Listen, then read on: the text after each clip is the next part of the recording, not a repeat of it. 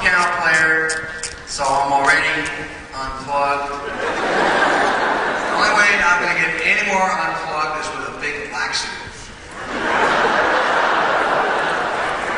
This is hopefully an evening of questions, answers. If there are students here who have questions about composition, lyric writing, piano playing, being in the music business, aspects of the music industry, questions about aspects of celebrity, maybe would-be journalists, anyone with a curiosity about the job that I do, because I am doing these kinds of things to try to bring forth the idea that this is actually a gig. It's not, I don't go home at night and think, oh, I'm going to have a rock star. Who's that guy that does that? The Martin Short does this. I've done this at colleges all around the world, actually. I've done this at Oxford. I spoke at Oxford. I did a lecture at Oxford, right? I'm standing in the Oxford Union lecture hall, and behind me they have pictures of Gandhi, you know, Winston Churchill, you know. What the hell am I doing? They asked me. So, you know, Harvard I've been to, Abbott, Princeton, I went to fancy schmancy schools, and I'm here. Actually, I played at Post back in the 70s before the dome collapsed. How many people remember that? It was called the Dome. It wasn't called the Tillies, so it was called the Dome. And it was just a matter of time before the roof fell in. Played here back then, and I actually didn't graduate high school with my high school class. I was supposed to graduate in '67, and I didn't go to school enough. The last year or two of high school, I went to the end of high school, and they said, you didn't show up enough. And I said, I passed the test. They said, no, you got to go to summer school. I said, I put in my 12 years of indentured servitude in this public school system, and I'm not going another day. And my mother, you know, it broke her heart because she wanted me to have a high school diploma. And I said in graduating, she was sad about it. I said, why, Mom? I'm going to take care of things. Take care of you. So things worked out all right.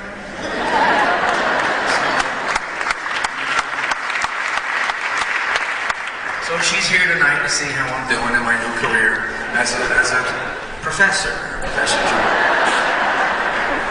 One song? So I've done a number of these things. Now I will play some songs, and I will use these instruments to illustrate points about music that I've written, music that I like, music that you might be interested in, because this is part of the gig. This is part of what I do. Essentially, I'm a composer who ended up being a rock star, which I think is kind of funny, actually, because I didn't. In the 60s, I wanted to be a rock star when I was in these bands, the Lost Souls, the Hassles. Anybody remember that? That's kind of old farts here. And then I went on to be a writer, and I decided to be a songwriter in the era of the, quote, singer-songwriter. Early 70s, you know, James Taylor, Joni Mitchell, Carly Simon, Jackson Brown, Carole King, all these great singer-songwriters were having this huge success. So they said, well, you're a songwriter, why don't you make your own album? So I said, okay. And then I made an album. It wasn't very good. It wasn't produced very well. They said, well, now that you made the album, you go out on the road and you will promote the album and tour. I said, okay. And I went out on the road and became like Billy Joel. And I'm talking to disc jockeys who are, you know, some very strange people, disc jockeys. And I'm sitting there thinking, this is a weird way to be a writer, you know? But it all became grist for the mill. So what I'm going to do is open up the evening to questions. If you have a question, I'll try to point you out so that you know it's you I'm pointing to. And if you stand up, there are people with wireless microphones all around the room, and they will pass the microphone down to you. ask the question. Please try to keep it like a one-part question. Some people do these cheap tricks and they ask them 5-part questions. Do me a favor. Don't ask me to start signing autographs. I start signing autographs and it's like, you know, you think you get a kick out of it, but the first time I signed the autograph, I was like, somebody must want to Billy. Joe. And now it looks like, but it takes up a lot of time. And do me a favor also. I know some of you may have tapes, songs, and you may want me to hear them. Look, I'm not a record company, so I'm not going to put out your record. I write my own music, so I really don't need you to write music for me. And I'm not a critic. And so if you give me something because you want my opinion, even if I think it stinks, I'm not going to tell you it stinks. I'm going, it's really good, man. Good luck. Lots of luck. Because I've heard some stuff that I thought was awful by some very big names, and I was brought up to be polite. And if you have nothing nice to say, don't say it. Unless you're with like really close friends. So, and the other thing is I get sued all the time. And I don't want to get sued anymore. There you go. We sent you a tape. Well, letter from the lawyer. My client sent you a tape and used the word "the" in his song, and we noticed in your last album you used the word "the" 1,500 times. Therefore, we are blah blah blah blah blah, and you will appear in Facebook. And they actually, you got to do it. You got to fight these things, and even if you win, you're out the money, and the lawyers are all happy. They run away with little bags of money. We love the music business, you know. So I'm sure there are law students here. Nothing personal, okay? But I don't want to get sued anymore, so don't give me your tapes. And actually, if you try to give me a tape, I got a whole bunch of witnesses who are going to see me like kicking. You know what I mean? So anyway, I will now open the room to questions. I'll try to get all around the room, so we're going to bring up the house lights. That way I can see. This is the cue to bring up the house lights. This would be a house lighting style cue.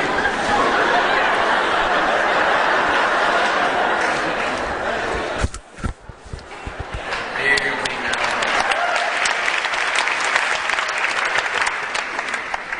Takes off the scarf. Sweet. So, even in the back of the room, I'll try to go wherever I can to.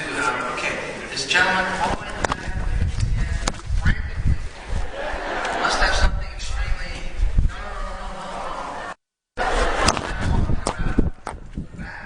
Up there. Full pet. Bedford.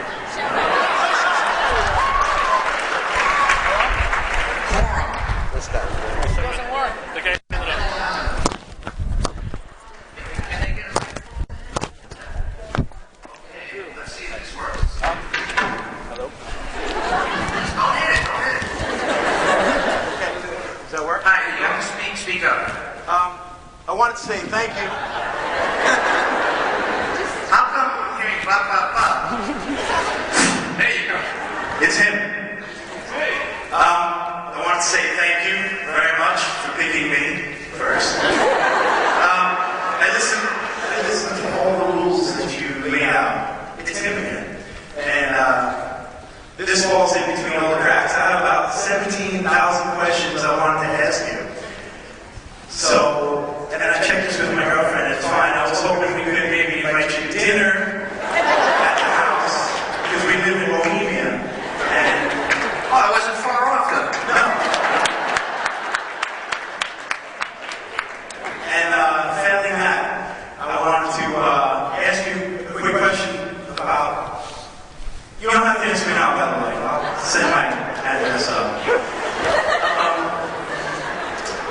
You have a very long association with one single producer, and I try and read everything, listen to everything you say, not everything. But what do you think about that? You haven't said much about Phil Ramone kind of part ways and have done great stuff since then, but I'm sure everybody here loves the early stuff, and he had a lot to do with that. You miss work? Do I miss working with Phil Ramone? Yeah. Okay, good question.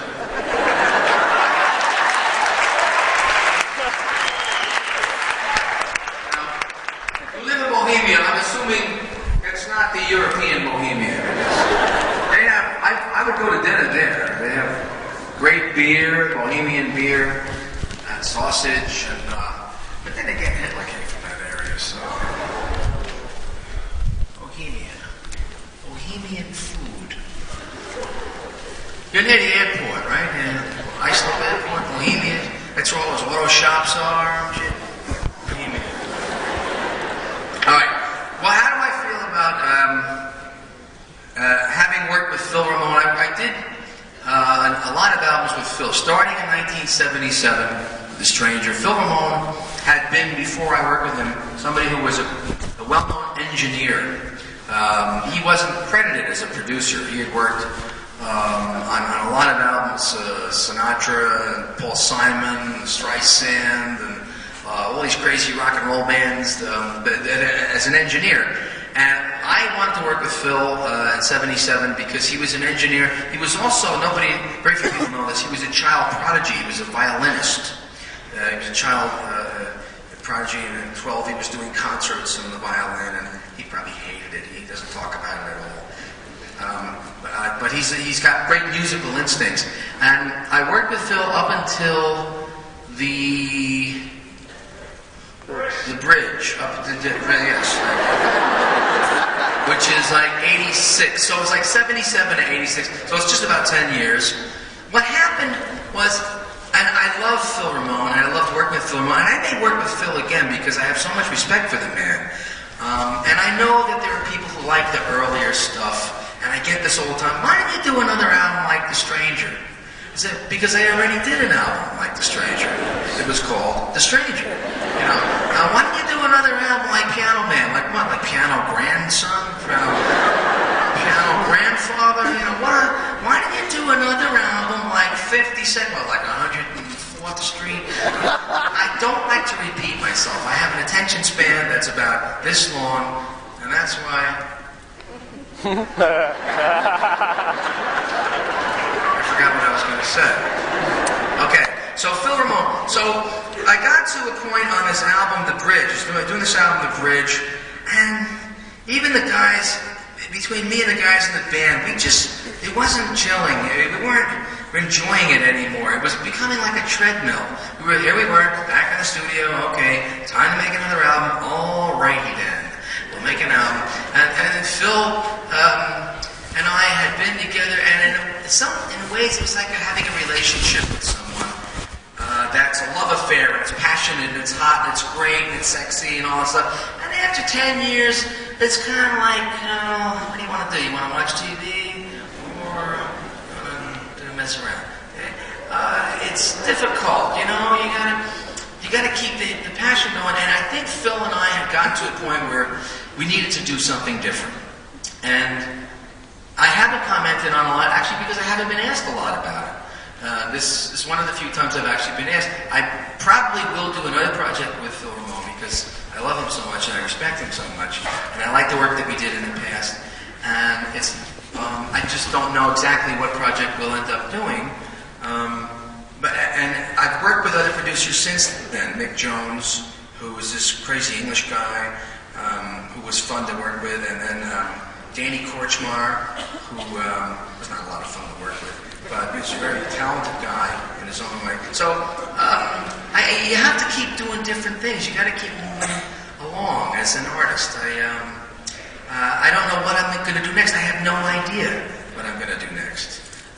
And maybe it'll be with Phil, maybe it'll be with somebody else. But when I get to the point where it's time for me to walk into a studio, that's when I'll know. But anyway, thank you for that question. So let me go down to this area. So because we were way back there, so we're going to be very democratic about this and choose some of the more privileged people here who somehow cheap trick their seats. Okay, yeah, right here. Yeah, this young woman right here in the right. Okay. Hi. Wait, is this working? Can you hear it? Try it again. Try it again. Huh? Can you hear that? Okay. I heard about a project with the CD-ROM that you were doing. I don't know what it is, but I wanted to know if you could explain it. Okay. Yeah. I have been asked if I want to do a CD-ROM project that has something to do with this type of format. I'm not sure if it's going to work because my understanding is, and I'm computer illiterate. I'm completely computer illiterate. I went out and I got one of those little laptop jobs because everybody in the road crew in the band all of a sudden had a computer. One year everybody had this little Mac and they're on the plane, they're all tapping away. And then I said, nobody's talking to me anymore. Now I understand that the CD-ROM is like you can drop all these things into the CD-ROM. Like if somebody asks me a question, like a question about Phil Ramone, the answer will already be in the CD-ROM, and they'll have illustrations and some film footage and all kinds of eye candy and stuff. But it won't be live. It will be pre-programmed. That's right. And the CD-ROM. Now I got a problem with that because that's not live. That's not spontaneous. As a matter of fact, I have a problem with what's called a live album. How can it be live if it's an album? It's like jumbo shrimp. I'm putting out a live album. I'm just confused with something. It's like interactive. Like what we're having tonight is like interactive. Hey, we're being interactive. Yeah. Okay, so didn't people do that before they had like TV and computers? Didn't they interact? Didn't they have intercourse? Wasn't there like interaction? So the CD-ROM thing, I understand conceptually what the technology is. I yet have to see one that I go, oh yeah, I want to do that. You know what I mean? It's like people ask me if I want a Billy Joel comic book. Hey, we got Billy Joel comics, okay? We're gonna call you Piano Man. You're gonna fly around with a big cape, and you're gonna rescue music students from bad teachers, I don't want to do that.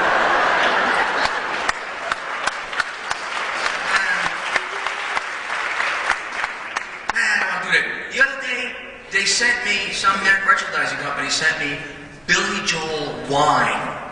I swear to God, I got this fancy case, and I'm like, what the hell is this? It must be a late Christmas present. Right, I open it up, and there's like my face on a bottle of wine. Like, hey, let's splurge and let's order the Billy Joel stuff. Why? Who would buy this crap? You know what I mean? I would get, cold duck before I would order Billy Joel wine. And then the company, hey, we did the Sinatra tomato sauce. And we had Billy Joel tomato sauce. Just, why would anybody buy Billy Joel tomato sauce? It's not even an Italian name. Well, look at Paul Newman. He's doing all right, Right. But I never bought it, It all goes to charity. So, to answer the question, technically, I don't know if I'm going to license the CD-ROM project. I got a little problem because until somebody who is as computer illiterate as me can really understand the purpose of it, I'm in a holding pattern. Okay, so that's the answer to that. Okay, now I've been over here, I've been to the back. That's right in front, yeah, right.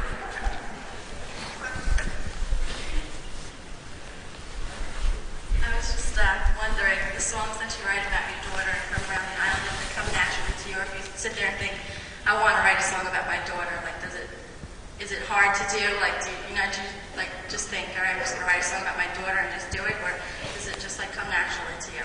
Okay. And you go from there. A fair enough question. Let me use one of these things to illustrate.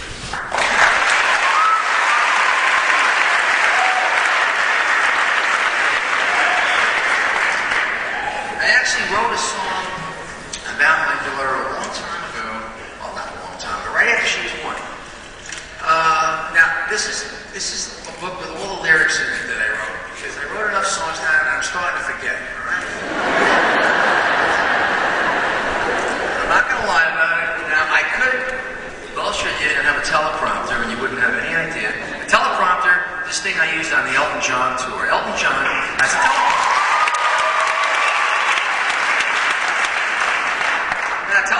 essentially a television set with words on it. So I'd be,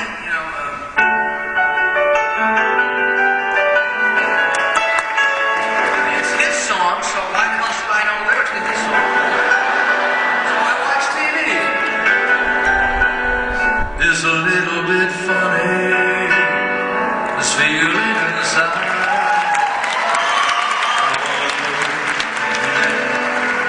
Easily high.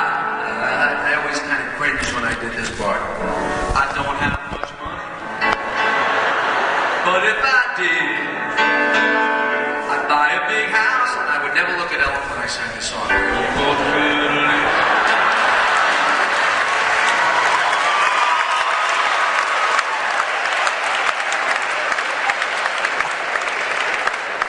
And then he starts singing, "Yeah, I was sculptor."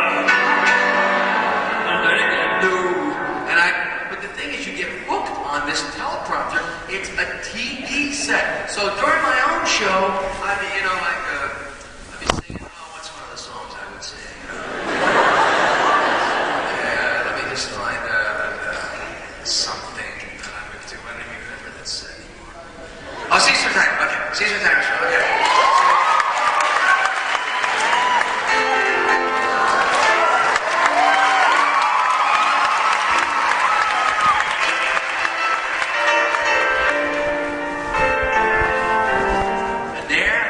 TV are my lyrics. Bottle of wine, a bottle of red, perhaps a bottle of rosé instead, which I would never write now because I can't stand rosé. Billy Joel rosé.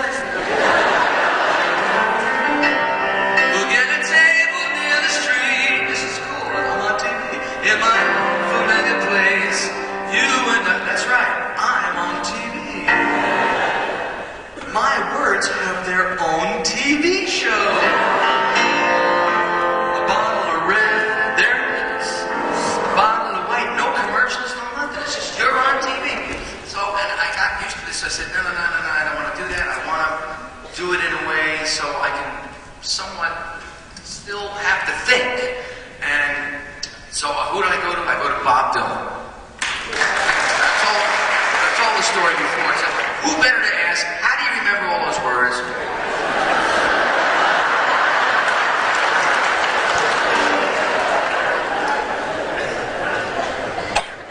How does he remember all those words? Man, I was in the basement mixing up the medicine.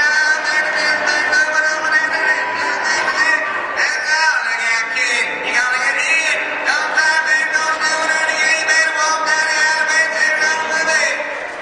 As a matter of fact, my mother's here tonight. I remember when my mother first heard Bob Dylan, and she said, "Oh, he can't sing." Yeah, listen to the words. So I figured he would know how do you remember all these words. So I go to see Bob Dylan, and I'm in Milan, Italy, and Bob Dylan is doing a concert in Milan. So I said, I'm going to go ask Bob about this word thing. So I go to this place, and in Italy, they don't have like basketball arenas or hockey arenas. They have like bicycle drones. These awful old places from the 20s and the 30s, and wooden, and they're creaky, and the dressing rooms stink. And Bob playing in this bicycle drone, in Milan. So I go backstage, and I say, "Hey, hi, Mr. Dylan." And, "Hey, Billy, how you doing?" And I said, "Look, I want to ask you, because you wrote like more words than there are. How do you remember all the lyrics?" And he goes, "Wow, it's easy. Just go around, take a look on the coffee table." And there in this moth-eaten dressing room is this book on the coffee table, store-bought, Bob Dylan, Greatest Hits, Volume 1.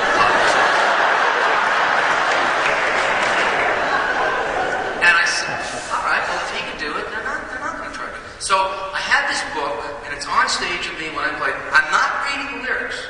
It's like minus the security blanket. I'm just psychologically comforted to know that they're there in case I get in trouble, in case I need a hand. They're there. It's not like like the little tiny print on these things. And if I lose my place, it's not like I can dive right into the right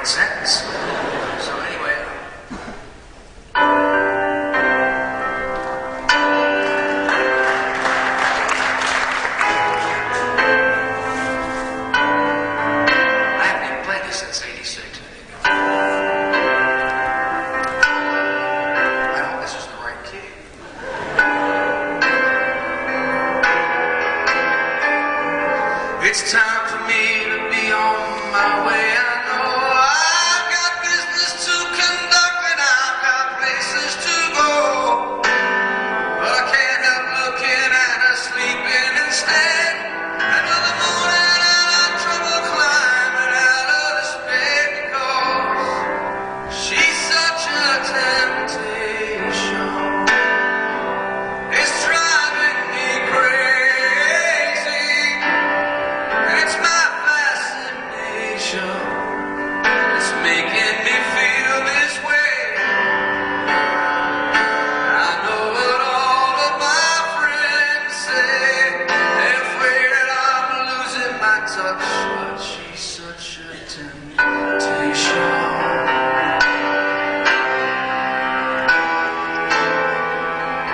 Now that song is about having a baby.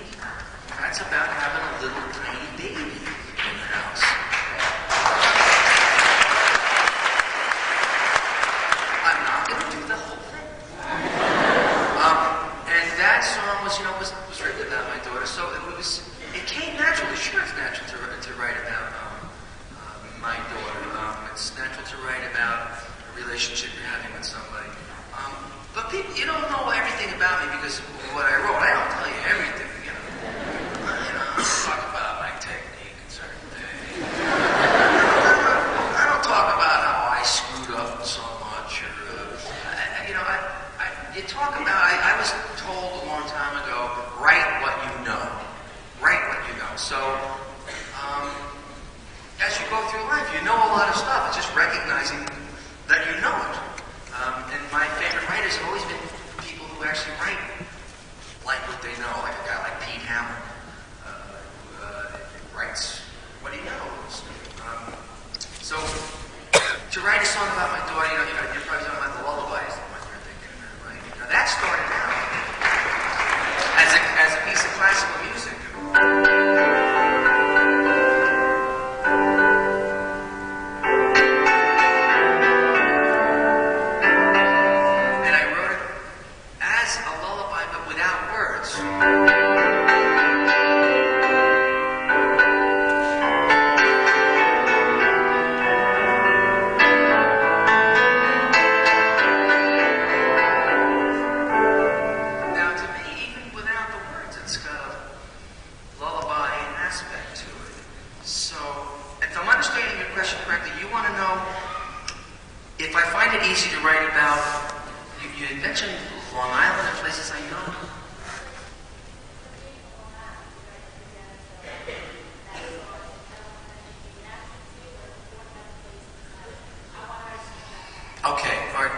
Fair question.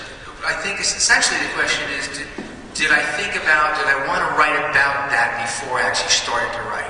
I don't know what I'm going to write about before I write. I write the music first. I'll give you another example. I'm going to use this thing. This is a Coke smile. Synthesizer. And I really don't know how to use it. So I just push buttons and I hope that you're happy.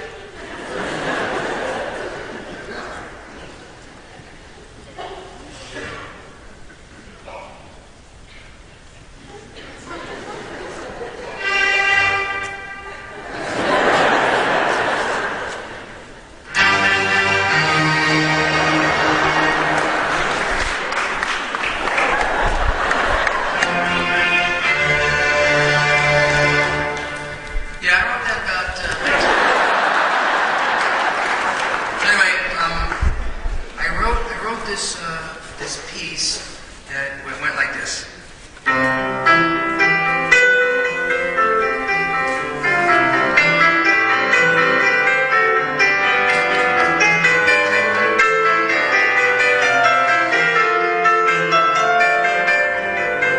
It's almost like a Mozartian classical. And then I thought about it, variations on a theme.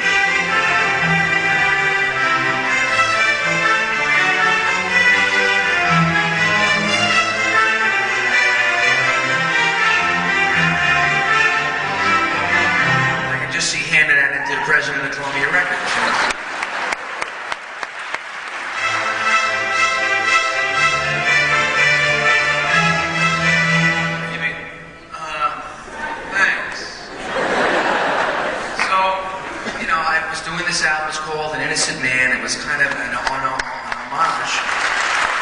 to the music of the early 60s. When I was coming to age as a teenager, as an adolescent, there was all this early R&B and soul music and Motown, all the music that I like.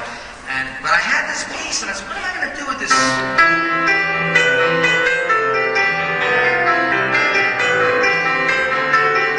And it lent itself to this.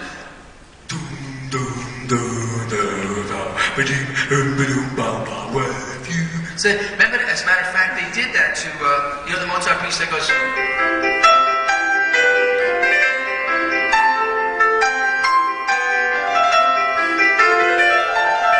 Well, there was a piece that said, somewhere my love waits for me. They put words to a Mozart piece, which really took balls. But I thought, well, why don't I do that? Do this a cappella thing. Whoa, for the longest time. And that's how it got. So I wrote the music first, but the whole job of the writing was looking at the music and saying, what is this saying?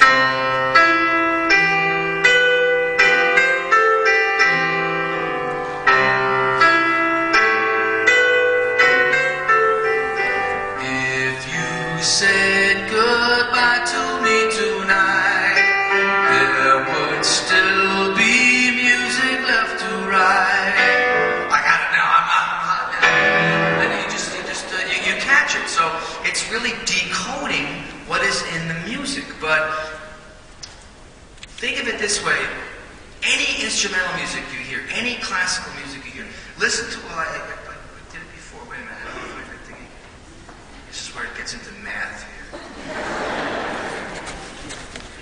Ha! Worked. I figured out how to do this. Okay. What does that mean?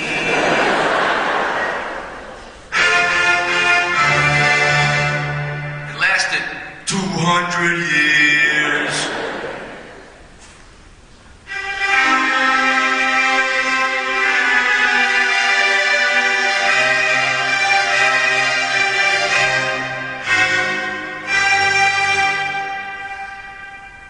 What does it mean?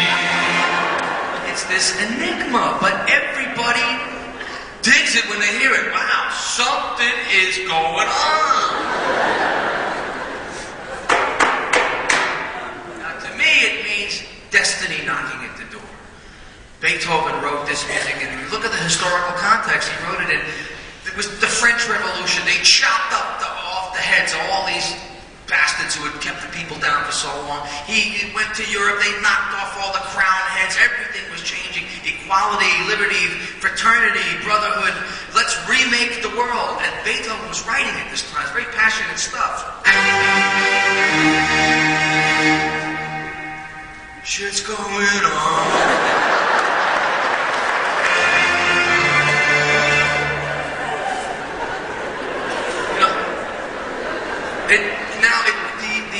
The inspiration for this, musicians get inspiration from all kinds. And sometimes I'm on a subway train, right? Or on the Long Island Railroad when it's working. And I'm sitting there and it's going,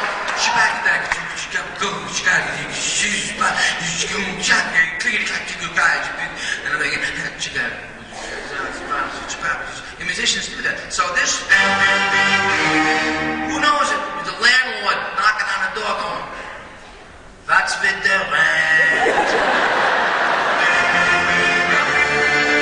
Maybe the old lady downstairs with the broom, "Stop with the noise."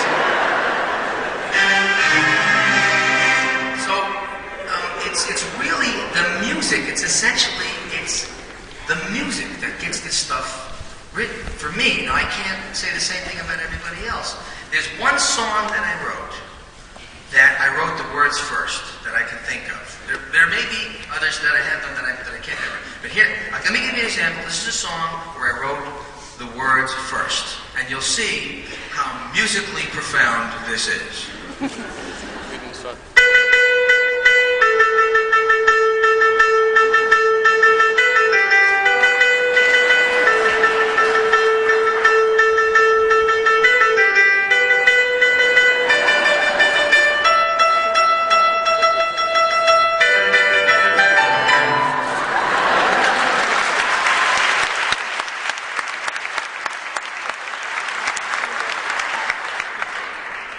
So, you know, it's like a mosquito. I don't know how other people do it. Elton gets sheaves of lyrics sent to him from Bernie Taupin. He gets these lyrics. And then he goes and writes the music. I can't do that. I do it the other way around. I write the music first. So music comes very, very natural to me. I grew up in a musical family. My mother was singing all the time. My father played the piano.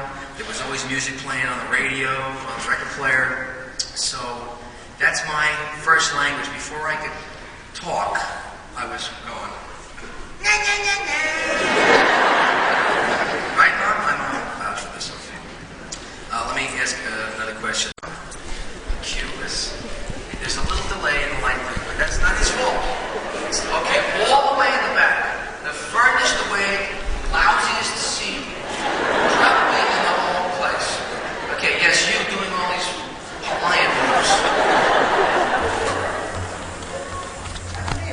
Yes. Okay. No, wait. It doesn't work. Hello. Yeah, there you go. I'm really glad that your mom is here and you mentioned her influence.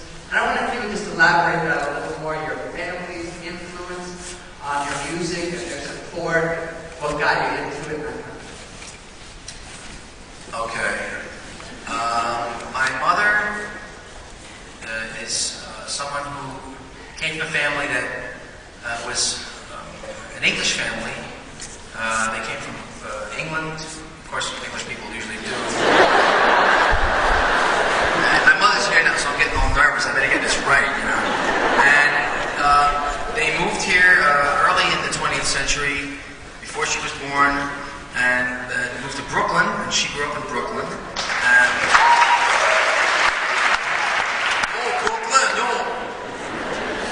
And my mother has a very good musical ear. She used to sing in where she went to school, which was at the. Did you go to school there? You just went there to sing. You just went there to sing CCNY, and she snuck into the chorus. You didn't even go to school there? I didn't know that. You didn't go to college?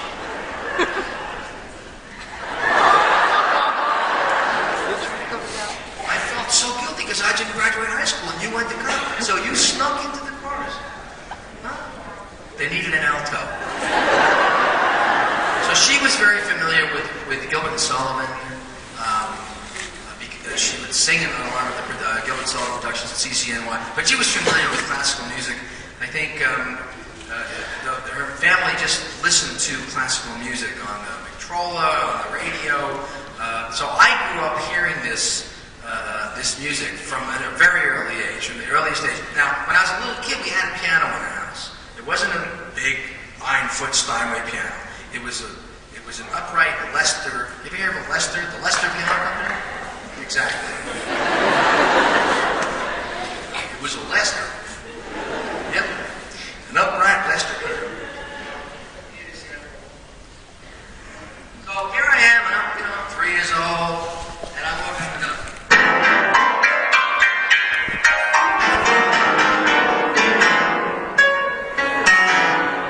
and my mother took that for a couple of years. She said, "Okay, that's enough of that. Okay, you're gonna bang that thing and learn how to bang it right." And she dragged me down the street. I still remember this, but I'm still a little man. So the piano teacher, Mrs. Neiman, whose first name was Frances, we called her Miss Frances. Do you know this? Did you take lessons from this one? She also taught ballet.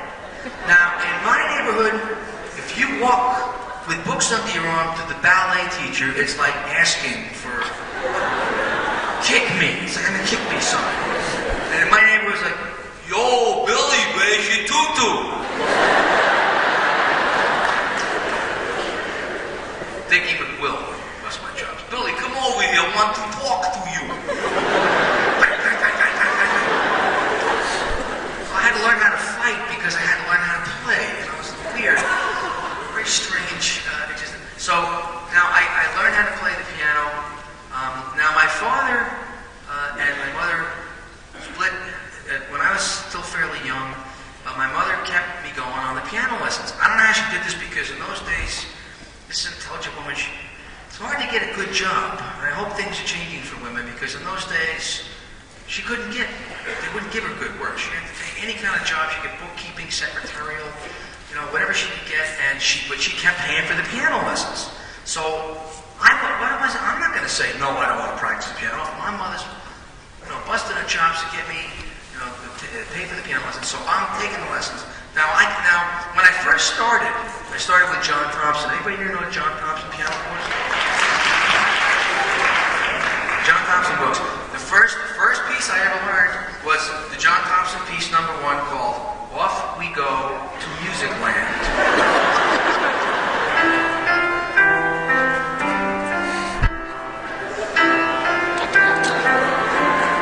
It had a little picture of a kid, going off to music land. It even had words. Off we go to music land. I don't remember the second verse. Come with me and hold my hand. Something like that. Okay. So that was the first thing I learned. And then I kind of got into this. I had a feel for this stuff. I kind of liked this stuff. So like 4, 5, 6, 7, I'm practicing. I'm reading the dots. I'm being a good kid about it. I start to get bored. I'm starting to get bored out of my skull. So instead of reading the music that the teacher would give me, I would start making up my own. And my mother knew what this music was supposed to sound like. So say I've got a Mozart piece. She's just going to be finding this out now. I'm going to hear about this. Okay, so I would have to learn the Mozart Sonata #1 in C, okay, which I told you before. It goes like this.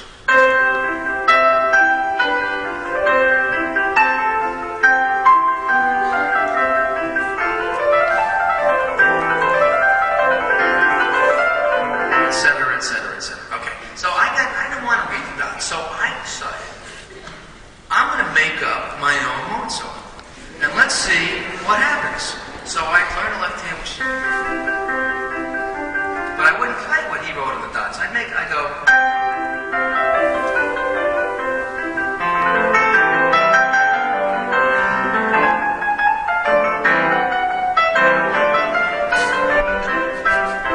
And my mother would go, "Oh, you're learning that one pretty quick." And I had to make it sound like Mozart because she knew what Mozart was supposed to sound like. So I go, oh yeah, this one's really easy. Now the next day, I was supposed to be practicing. I don't remember what I played before. So the next day I would play.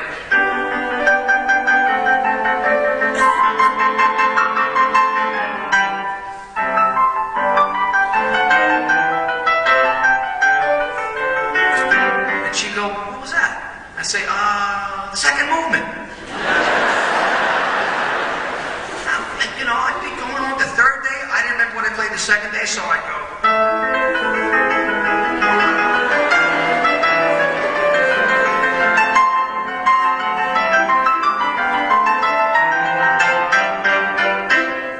She goes, how many movements does this thing have?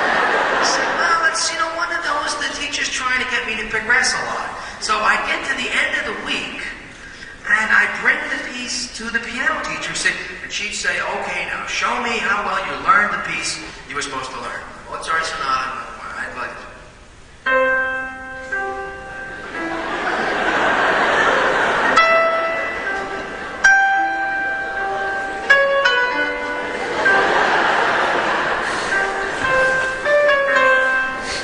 And she'd slam the door. She'd, your mother, wasting money. Worthless piece of slime. I think, I wrote this shit. I wish I could hear the stuff I wrote, And I went for a couple of years, and I kind of glided along, so I didn't really pay attention to the lessons. And but I did keep writing and writing and writing because my mother was in the other room listening, paying good money for me to become a really great bullshit artist. Which is what a lot of writing really is. It's a lot of making stuff up. And she may not have known it, I may not have known it, but at the time, that's what I was doing. I was creating. I was making up music. And I kind of fell out of wanting to know how to be a pianist for a while until then I got to be 12, 13, 14, and I discovered girls. And I was never really like the Cary Grant type. I was never going to look like, Mr. Cool. I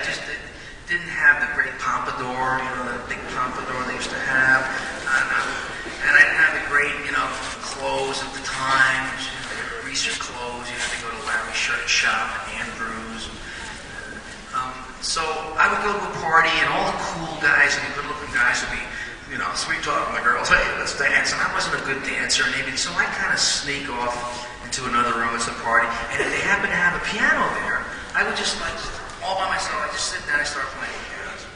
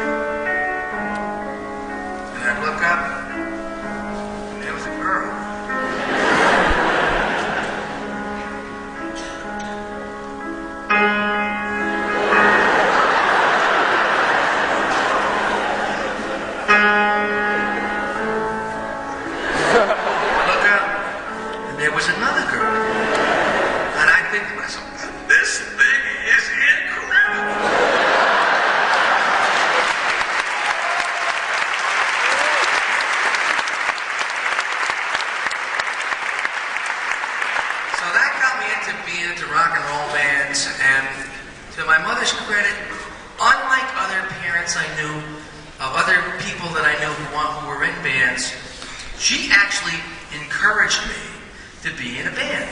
She thought she liked the Beatles.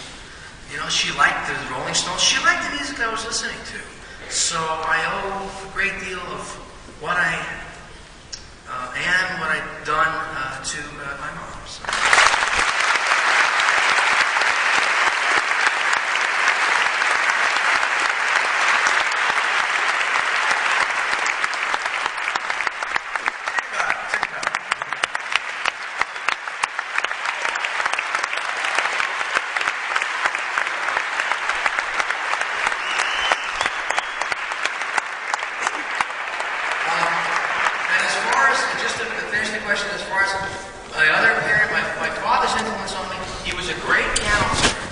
Classically trained, very strict as far as what piano playing was. One time, I started to boogie-woogie something up. Did this. And I was just in a weird mood, and I started going.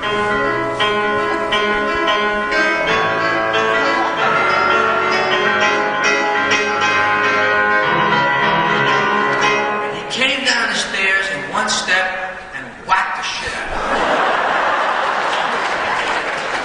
And he hit me so hard, he knocked me out. And, when I laid there, he had never really said much about my piano lessons, but when I woke up, I said, well, I got his attention.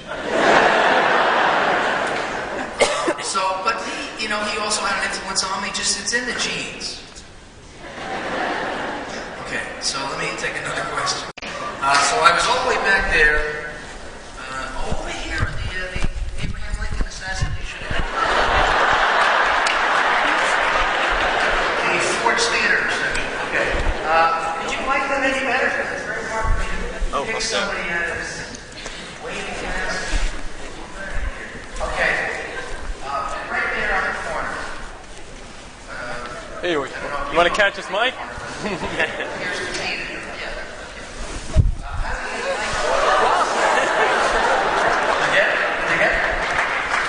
Did they get it? Oh, look at that. Okay. Good technique. Okay. There's a lot of wonderful people here to see you tonight, and I know you said you write one part of the way to the other. Could you maybe write a little something for your audience this evening?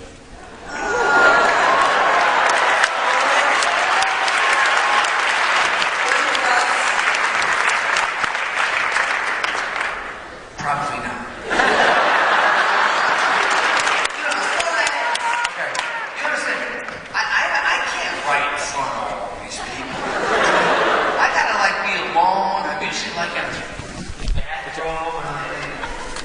Oh boy.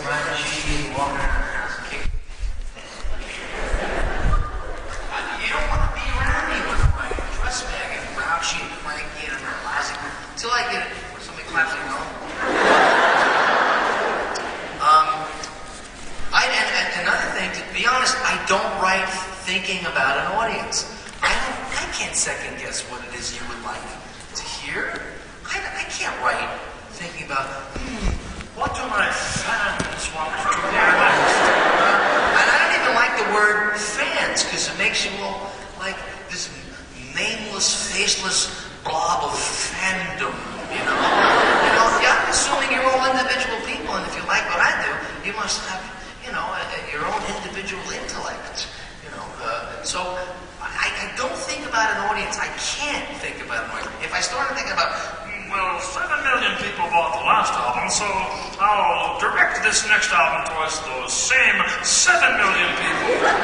I don't do that. Who can do that? Or I don't write for radio. Who the hell knows what they're going to play on the radio? I don't write for the record company. I don't write for critics. I don't write for, whoever. I write for me. It's purely for my own silly enjoyment.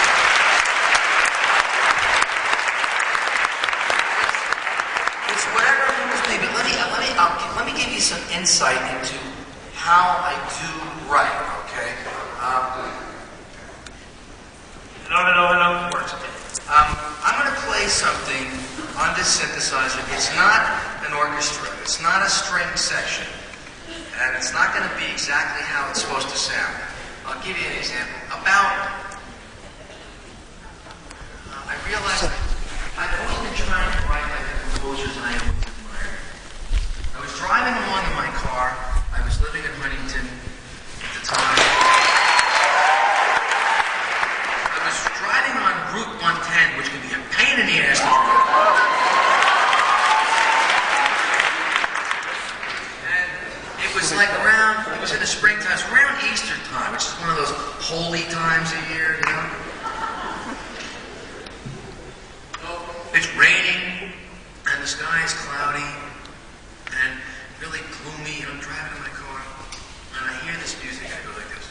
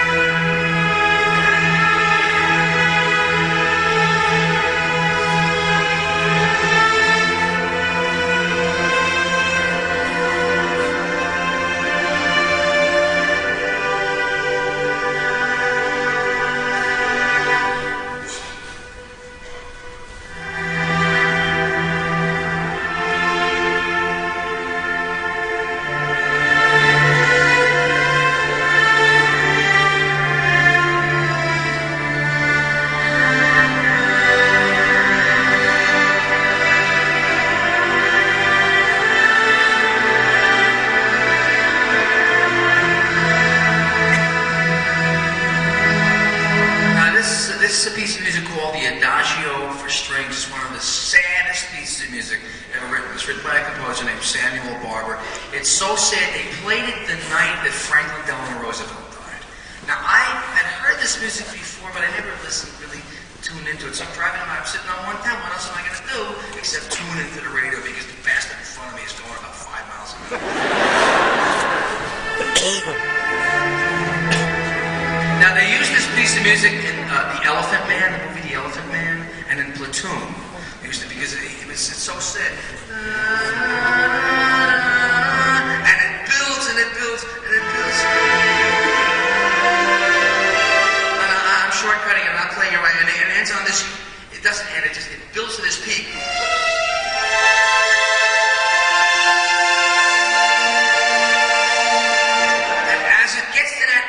The sun shoots out of the clouds, and it stops raining, and I get to, I cross over 25A, and the traffic clears up. I had to pull over.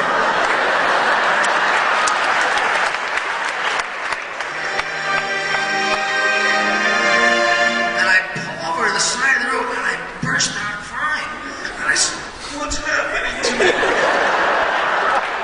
I lost control. I just lost it. What happened? And I said, I realized this is what I love about music. This is what I want to do. This is what I want to create. This is what I've always tried to create. And if you get a chance to go to a store and find this piece of music, it's, you may not be classical music fans, but if you ever really just want to get yourself totally bummed out,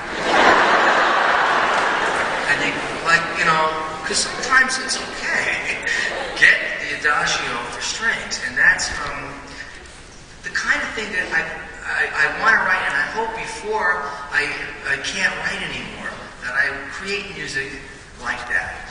It's as close as I'm able to explain it.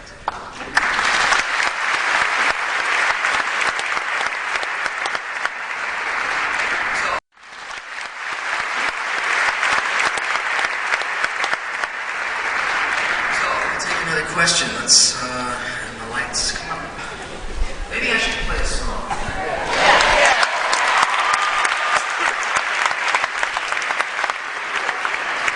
What do you want to hear? Tomorrow's today.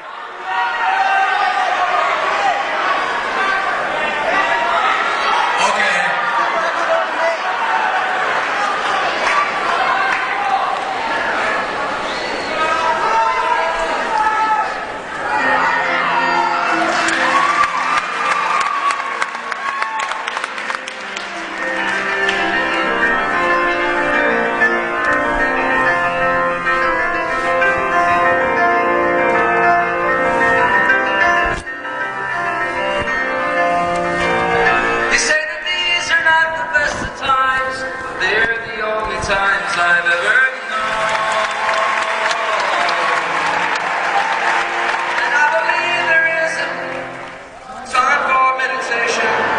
Cathedrals of our own. Now I've seen that sad surrender in my lover's eyes, and I can only stand apart and sympathize. But we are always what our situations hand us. It's either sadness or euphoria.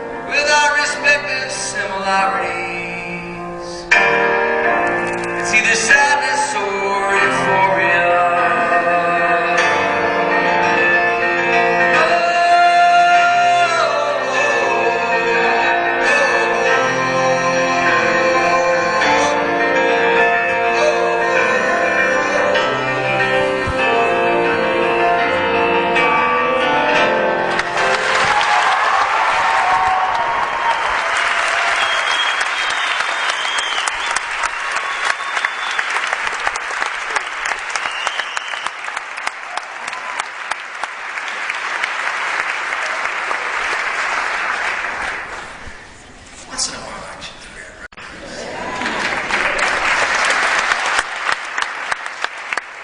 right? But it definitely feels weird. You know, I miss Liberty at the drums, singing his version of the lyrics.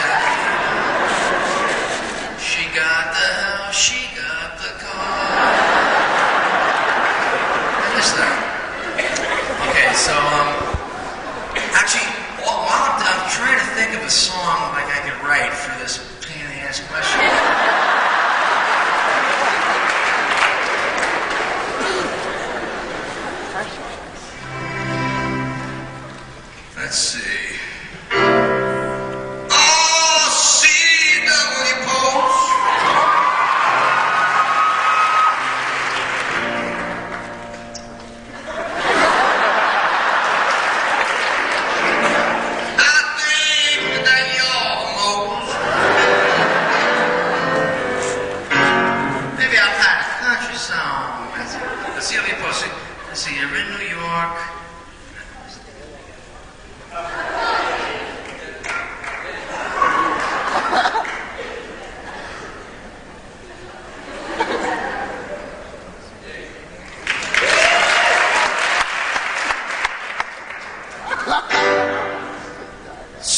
W Bull. W Bull. Great Jesus goes. I drink a toast. CW. That's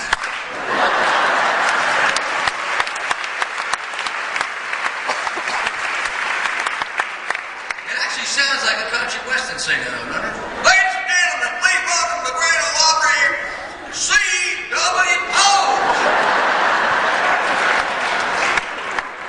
Well, thank you. My name's C.W. Poe.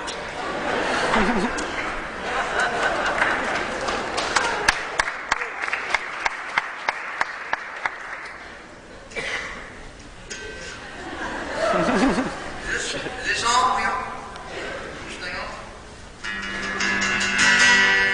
No, no, no, that's good because I started. Howdy. Well, it's nice to see you all here tonight.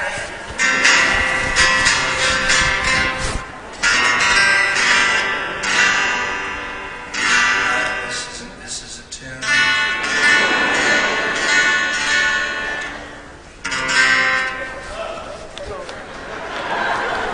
Well, you know when you see me on stage with the guitar, the sound guy's got those knobs pulled way down. Well, I went into town the other night to see if I could start a thing. I felt so mean that I was going nuts. Well, I felt so downright mean, you see, that when some dude bumped into me and I went and stuck a pitchfork in his guts.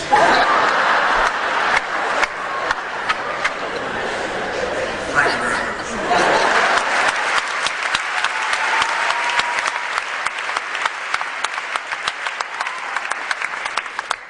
Don't break my heart, my achy. Okay, let me take another question. Okay, so I've been in the Lincoln area, and I'm sure you want your shot too. Okay, this actually it was that side that we got him on, I think. Okay, yes, okay, yes, you're through. Yeah. You have to throw the microphone. Let's see how good you are. Now, it's an expensive microphone. Don't drop it. It's gonna come right down.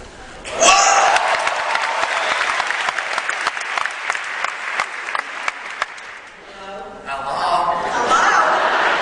Hey, Billy, honey. Anyway, Hi. boy. God, it's so good to see you. Anyway, out of all the music that you play and deal with, classical, jazz, blues, country, what is your passion? When you're sitting home by yourself, 2 o'clock in the morning, what moves you more than anything else? Hey, that's a good one. It isn't always music. We can talk about that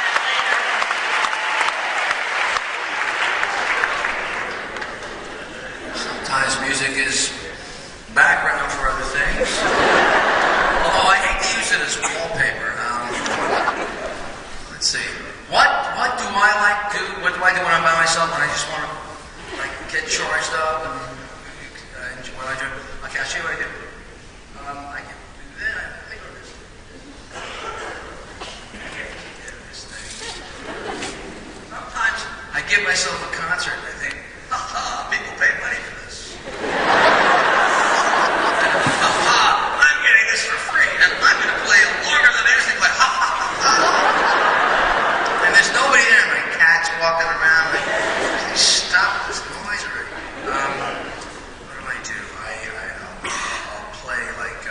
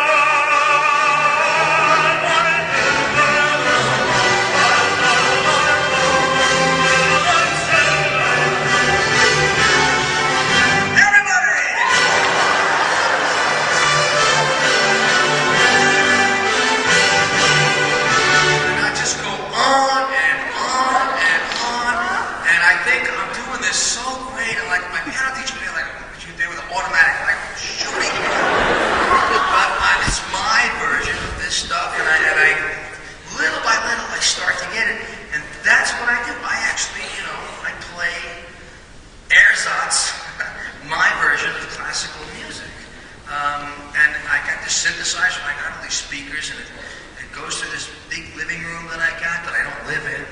Does anybody live in their living room? One of those rooms nobody uses. The useless room. But, and that's what I do. I play this kind of stuff, you know, like...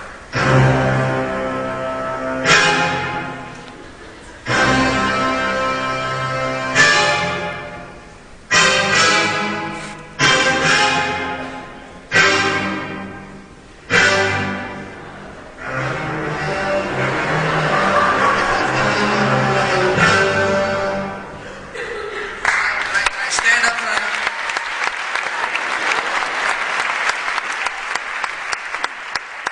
I'm getting a kick out of it, so that's what I do. But and sometimes I do it with no clothes on.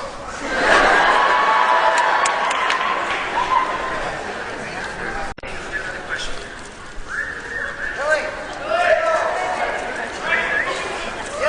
as the lights come on. All right, now I haven't been like to the general area for a while, so I should kind of, where haven't I been for a while? Over here. I know I've been here, but I was in the front row, though, so let's be democratic. How about like back here, right in the middle, like right in the middle? Yeah, okay, fine, sure. Yeah, okay. Take credit for everybody else, it's okay. It's on, don't mess with it. Oh, okay. It's nice having this conversation with you. I think you should try to make a post-football game. And I just wanted to ask you, I know that if I made it pretty big one day, likely to do with my career, but it's to know if there was anybody that you look back that you might not have particularly liked or cared for, whether it be a distant relative or somebody you went to school with, and somebody that you've enjoyed to kind of remind them how well you've done to Okay, yeah, that's a good question. You know what, I'm glad you asked that because sometimes, and it's not that there's nothing good about revenge. Okay, no, there really isn't. But it's a great motivation sometimes. Maybe that's the only upside to like, I remember when I was saying I was going to be a musician, a lot of friends of mine, I thought were friends of mine, a gang I was hanging out, people was hanging out, you're nuts. When are you going to get a real job? You can't do that. You're never going to make it. There's all these other big names. You're never giving a bomb out. You're never going to make it. You got to get a real job. And I didn't particularly hate them for saying that. Actually, I thought they were right. Because at the time, going into the music world was like joining some kind of alien expedition. You never knew what planet you were going to end up on. This was back in the 60s, and although I had the support of my family, really it was one of those gray areas. You never knew where you're going to end up. So once in a while, I would run across one of these people that I used to hang out with at a gig. I started gigging, and I started doing well, and then I had like a hit record, and then they would end up coming and say, remember me? Vinny Gamanzonzios from, I was right at Winter Lane, right down the street from you, Winter Lane. And I said, oh yeah, Vinny, I remember him, bring him back. And I go, hey, Billy, can we talk for a second? We're going to pause. She says, yeah, what's right? Listen, can you lend me like $50,000? And I'd say, Vinny, I tell you what, when I get a real job, we'll talk about it.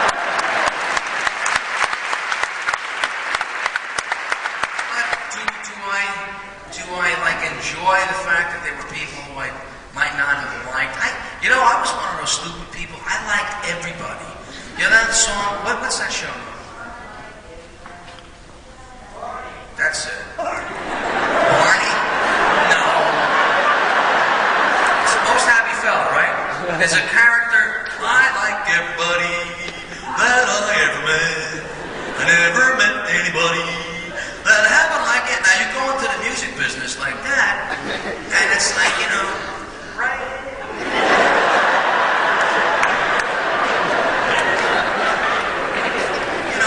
I trust you, I like you, I like everybody, everybody's nice, I like you.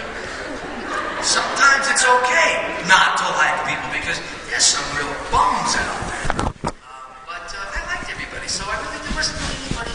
I am trying to think, who did I not like that I'm really happy that I not like this rich rock star? That basically that was the question.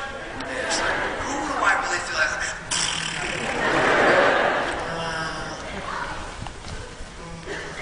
Nah, there really isn't anybody that I dislike that much, and I don't really feel like that.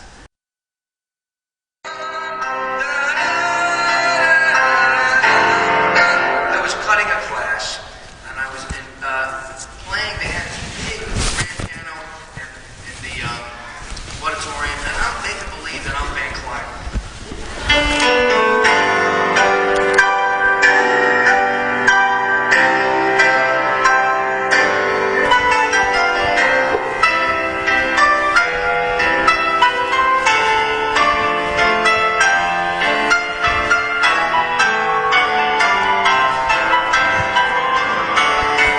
Obviously, I don't know how to play this thing. But this guy comes over and taps me on the shoulder and he goes, "You don't really know how to play this." No, and he goes, "Greatest, like snow jobs." And it was Chuck Arnold. He says, "I want you to be in my music class." So I go to the music class, and it ends up, it was like a great class for me because it was called Music Appreciation. It was really music history. And I knew all these things about history, and I knew all these things about music, and that class kind of put it all together for me. And then I was in the chorus, and this was a teacher who, you're talking about the mid-60s, said to me, "You should be a musician. You should be a professional musician." Now, for a teacher to say that, that's like condemning someone to a life of, poverty, drug taking, alcoholism, and failure and ignominy. You should be a bum. That's basically what he was saying. But he said, "You have all the prerequisites that are needed for a musician. You have a great ear. You have talent. You have this. You have that." And I thought, a teacher is telling me this. It had a huge influence on me. And I gave him credit on this album that I put out, thanks to Chuck Arnold for the inspiration. And did he tell you that you should be an actor?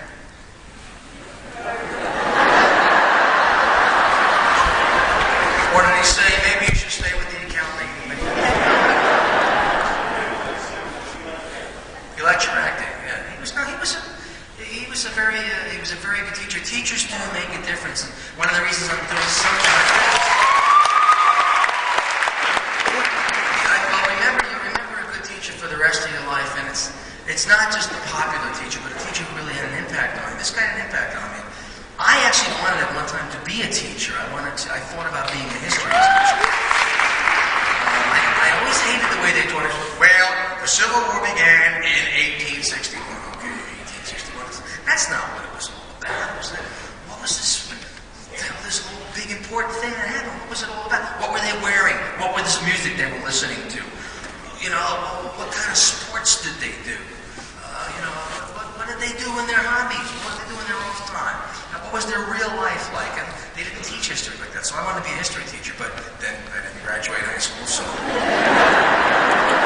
there went the history teaching thing. So, but yes, that teacher did have a big impact. Now this guy right next to you. Hello, Billy. I have a question for you concerning you and your record company. Your past two albums, there was a special release. I don't know why, of all places in Australia. It was a special box set, and it had one disc was similar to what you're doing now, plus Yankee Stadium and some songs from the Metalheads with Elton John. I'm curious, why don't you think that it would be released here and only in Australia? I tell you the truth, that is a decision that was made by Sony. Sony is an international company. I'm on Columbia Records, but I'm also on Sony Music.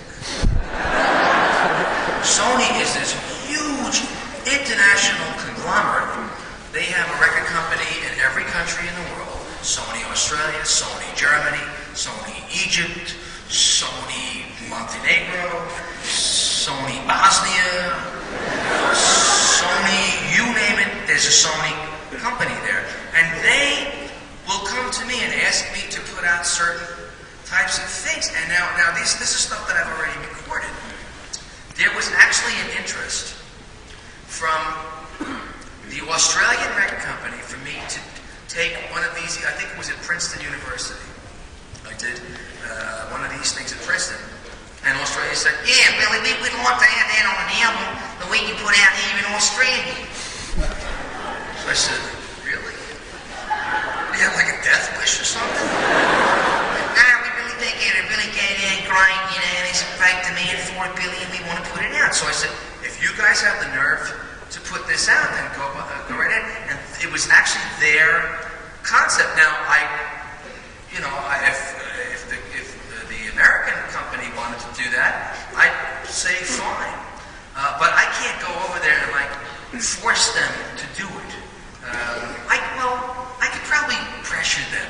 I want to put out this thing, okay? And they'll go, oh, okay, yeah, sure, it's a great idea, man. No, we really think it'll be a big hit here, yeah. It's like, if they're not going to get behind it, if they're not going to promote it, if they're not going to market this thing, then I don't want to make them do it. So I'm waiting for them to say to me that they'll want to do it. Now, but if you got it, you heard this was available on import. Well, so then the Australian Sony makes more money than the American Sony company. And so those guys who thought it was a great idea, really, you know, are looking really good to the people around Saudi, you know. And that's how it works, believe it or not. So, I mean, I'm not opposed to putting it out here. I don't know, would it mean anything? Maybe it's more important on an import. I've heard some great stuff on imports that you can't get in the States. There was even House of Light. That was a B-side to some other single, but it was never on an album. That wasn't that good. Nah, it wasn't that good. Okay, let me question. Okay, yes, the frantic waving person. Right here. I will get to the back of the room. I know, I'm sorry, I haven't been back there for a while. I will get back. Are those cheaper seats, by the way?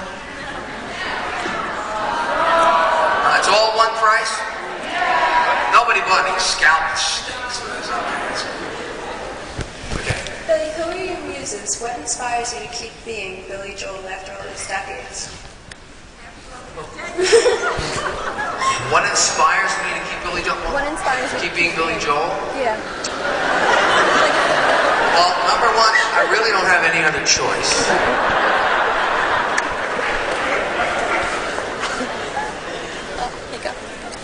I think I'm somewhat, I don't want to say schizophrenic, but I have these different hats I put on. I read an interview once about Jimi Hendrix, whom I love, my idol. I think Jimi Hendrix said, some days I wake up and I'm a cowboy. Some days I wake up and I'm an astronaut. Some days I wake up and I'm an Indian warrior chief. Some days I wake up and, whatever, and I'm a fireman. Every day he was whatever he was that day. And I feel a little bit like that. I happen to feel a little bit like when Hendrix said that. As soon as I read that about him, I said, wow, this is incredible. I never saw that written. I never saw anybody say that. I don't really know exactly who this Billy Joel guy is. A lot of times, I don't even want to be Billy Joel. Some days I want to be Ray Charles.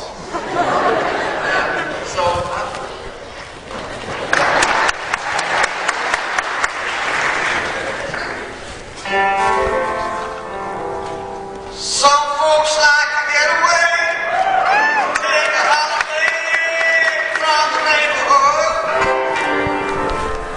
Have a flight to Miami Beach or to Hollywood. Yeah, I'm taking a Greyhound off the Hudson River line. I'm in a New York state of mind.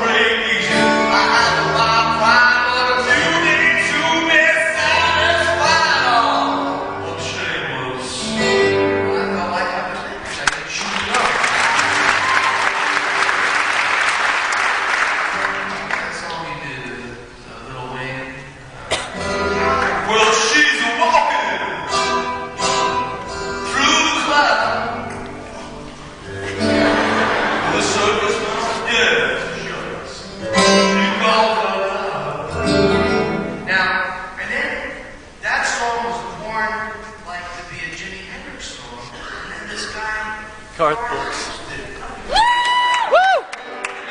Well, shine well. Way to come up here. I do anything you want to do. I do anything at all. So this child that I brought to the world as the Jimi Hendrix kid grew up to be a country western star. So, you know, I'm different every day. I know what inspires me, what drives me to keep being Billy Joel. I don't have a choice. I am. I believe in man on that.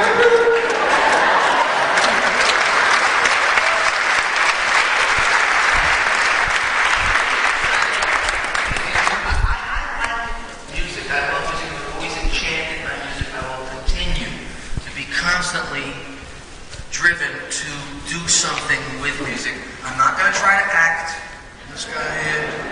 They send me scripts. I don't know, this Hollywood guy sent me scripts. Well, we see you as this kind of Long Island kind of guy, you know, and you could be in a movie. And they sent me a script that was going to be in a movie with De Niro, and they want me to act next to Robert De Niro. You know? And here there's like acting students who have like struggled all their lives just to stand in line to get an audition. And me, I could waltz in and go, okay, I'll take the part. You know what I mean? I'm not going to do that. I'm not going to be an actor. What the hell is wrong with music? So that's what I'm going to do, and that's what drives me.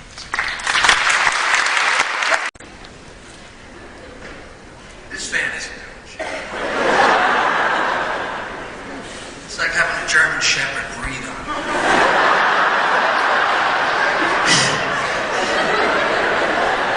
I mean, we don't ask for much.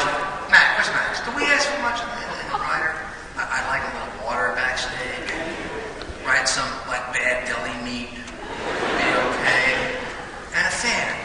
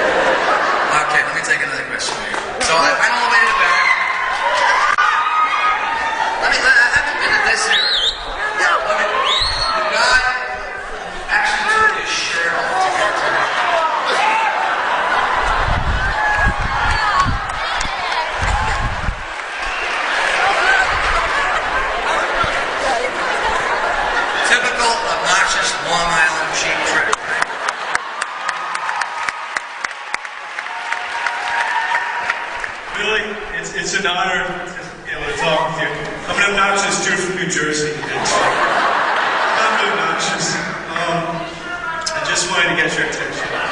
I just wanted to say I saw an interview with you once, and you were asked how you got out of writer's block, and you said you pretend you're a composer, you get into character, and you say, and you put on a writing suit. Man, I'm so nervous. I'm talking to you. He's got his shirt off and he's nervous.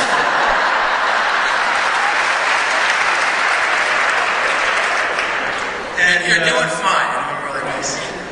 And I just want to say that I had writer's block. I was working on this song for months, and I was fed up with not finishing it. So I don't have the money for a writer's suit, but I did buy a bottle of wine, like you said you do. And actually, I found I didn't have a corkscrew. I don't drink a lot, but just getting into character worked. And I wrote a bridge, and I want to thank you for your advice. All that you do.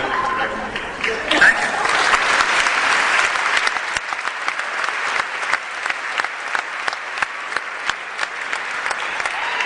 Therefore, the question would be,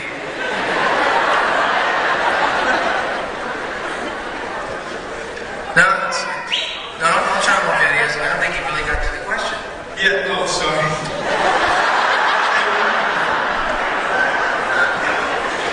So, I guess do you always just try to get into character when your own life doesn't inspire you? Or... Okay, how do you get through writer's block? Yeah. How do you deal with it? Okay, fair question. A lot of times I'm stuck writing. I don't always know how to get something going. I'm one of those people who is a cold start writer. It's like this winter trying to start your car, okay? This is one of the nasty winters. Some people write all the time. Stevie Wonder writes all the time. He writes a song a day. He even says that. When you meet him, hi, I'm Stevie Wonder. I write a song a day. And I love Stevie Wonder. I think he's a genius. But, you know, I met him and he says, hi, I'm Stevie Wonder, and I write a song a day. And I thought, giddy. Like, I bet you we ain't going to hear a lot of the lousy songs. You know, like, because that would mean you'd have an album with 365 songs on it. So, but he does that to stay in the mode. Now, some writers do that. There are some, it's like novelists. Stephen King knocks out one of these bestsellers every 6 months. His Pet Cemetery, the one about the car. And he's like the most productive. How does he come up with this stuff every 6 months? He's got to be a very sick man. But fertile, and, you know, he's brilliant. And then there's a writer like J.D. Salinger, who wrote 3 books, you know, but they're incredible books. And maybe he doesn't want to write any more than that. Maybe he's not inspired to write any more than that. So you've got to find your tempo. There may be times where you're hot and you write, and there's sometimes when you're not. And if you try to write, you try to force it, and you know it's not any good, and you drive yourself crazy and you bang your head against the wall, sometimes it's good to just walk away and say, not right now. Not right now. Even the greatest athletes who have all the fundamentals sometimes go into a slump. They just have a bad year. They're just not putting it together. They can't hit. And they'll go to psychics, transcendental meditation. What was that movie with Bull Durham, where he wore the woman's underwear? He's trying to do anything, to break the slump. Sometimes it's just not going to work, and it's good to recognize that maybe you shouldn't try. But if too much time goes by and you haven't tried, you've got to get back on the horse and ride again. And the thing that you're talking about was sometimes, I don't know if you've heard this, if I get writer's block, what I used to do when I lived in Manhattan, I would go down to like some little joint in Little Italy or some little cafe downtown, in the village. And I would dress like Chopin-esque. I would wear like a nice long overcoat. And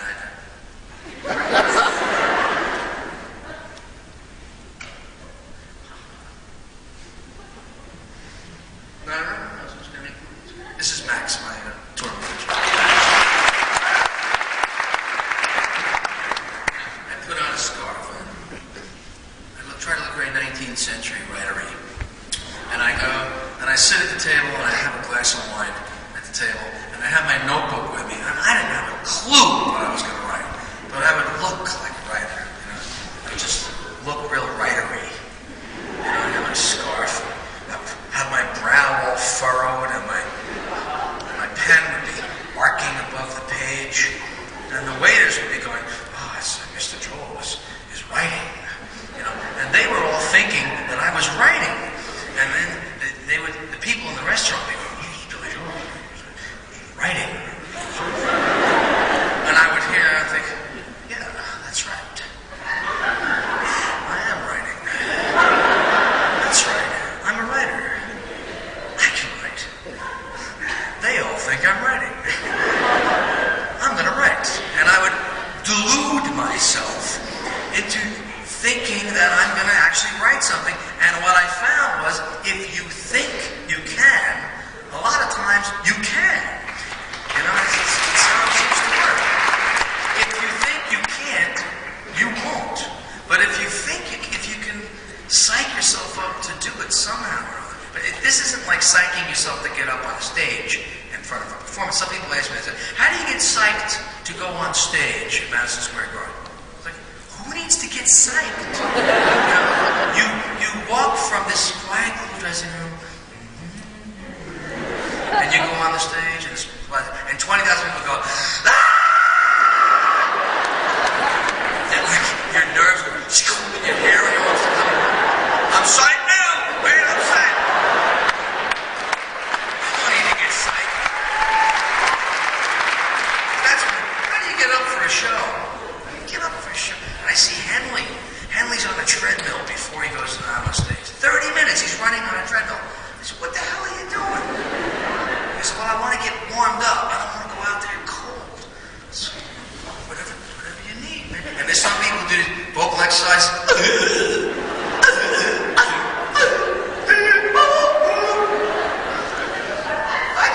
I'm doing it. And just Sting, he's backstage doing his meditation thing. He's into yoga and stuff.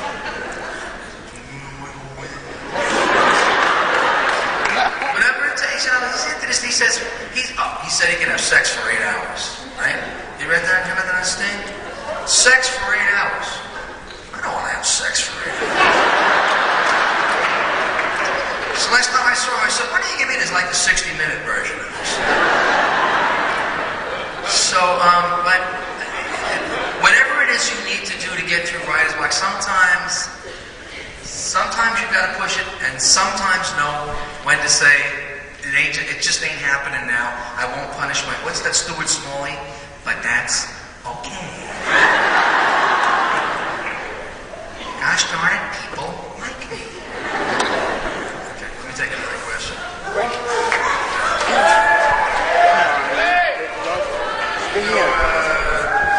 Middle around here. Okay, right here. Yeah, right here. Yes. No. Sit.